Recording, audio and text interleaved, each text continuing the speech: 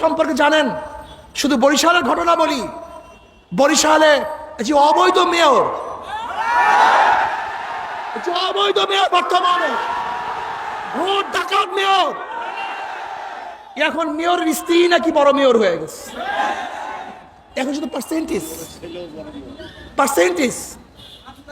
আমি অবৈধ মেয়রকে বলবো এইটা বরিশাল। বলতে পারে আপনাকে রক্তাক্ত করেছে, কি হয়েছে? আমি রক্তাক্ত করতে চাই নাই, পারতাম না তা না, কিন্তু রক্ত চায় রক্ত, জুলুম চায় জুলুম, লাশ চায় লাশ।